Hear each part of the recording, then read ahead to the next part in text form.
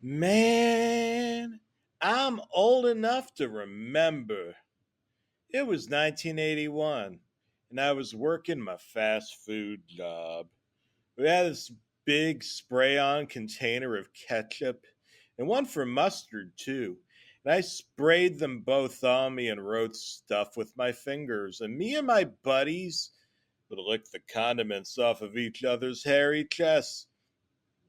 I'd say I'm not proud, but I don't care about what the average person considers dignity or decent manners. Anyway, I know this sounds kind of nutty, but my bros and I, we would hang out in the back room and we had this run on joke. We were we were this basketball cult. We had a hoop set up behind the restaurant and would, you know, shoot hoops and play horse, and each time you hit and your buddy missed, you got a letter from the word horse. And we would pretend that our friend turned into a horse and would run around neighing and knock into trash cans with a custodial mop or broomstick attached to their buttocks like a real life horse's tail, knocking over trash cans and neighing really loudly, causing the neighbors in the office building next door to call the cops. Okay, I know that stuff isn't why you're here, but I am going somewhere with this. Me and my bros, what started as the Comedy Horse Basketball Court Cult Club, it became something else. One of my crewmates got stoned AF and saw this documentary on a satellite in space, and he fantasized that aliens were building weapons in space to blow up the Earth. He also told me that my nose got really big and that I had a massive nose hair sticking out, falling onto the floor, unrolling, longer than Magic Johnson's small intestine. Again, believe it or not, I am going somewhere with this. You see, this pizza commercial came on screen with actual aliens, or at least Marvin the Martian from the Looney Tunes saying, I come to blow it up, in that high class Dr. Fraser Crane, nasally ashen skin, no offense or anything, Martian man accent of his.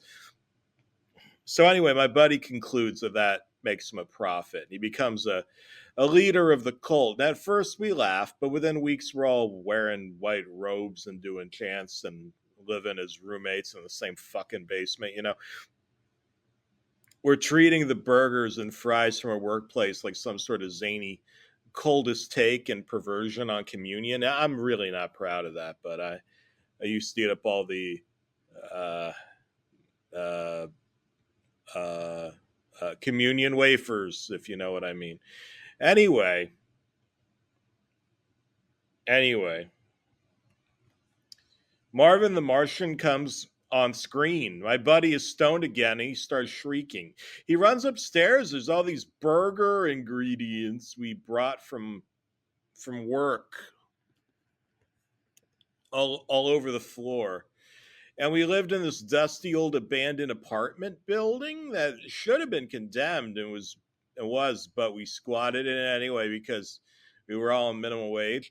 So my buddy, get this, is stepping on burger buns, all beef patties, lettuce, tomatoes. He's falling through the floor. So we take some old phone books and make makeshift paper ladders out of all of them, and we're laughing up a storm, coughing and wheezing and spitting out the dust and insulation that fell from the floor as our boy Peter runs back upstairs, keeps running over the spilled out burger ingredients. I kid you not. Downstairs, he makes a fucking burger.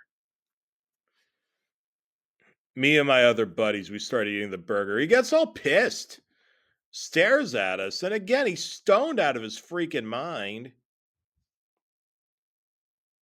What does he do? He calls my man Mr. Egg, my tall and skinny bro, Mr. Hot Dog, and me,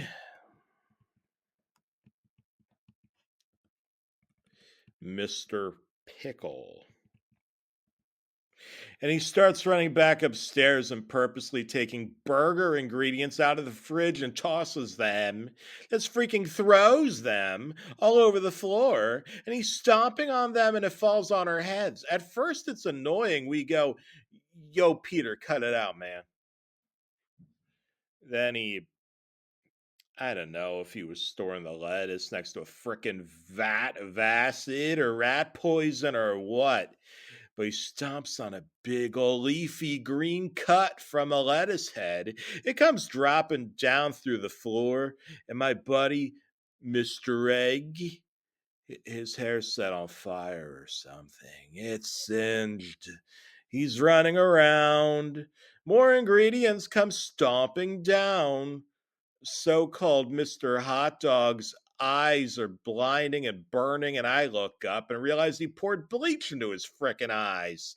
He's chuckling to himself upstairs about how he just hacked the simulation to beat the game or something. So I go upstairs, punch him square in the jaw for hurting our friends. He falls, thuds, hits the floor.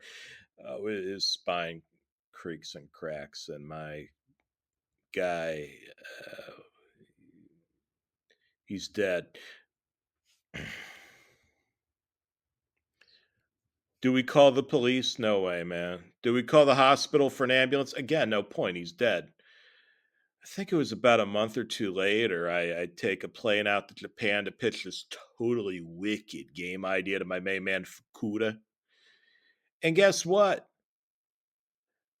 Burger time, brother. Burger time.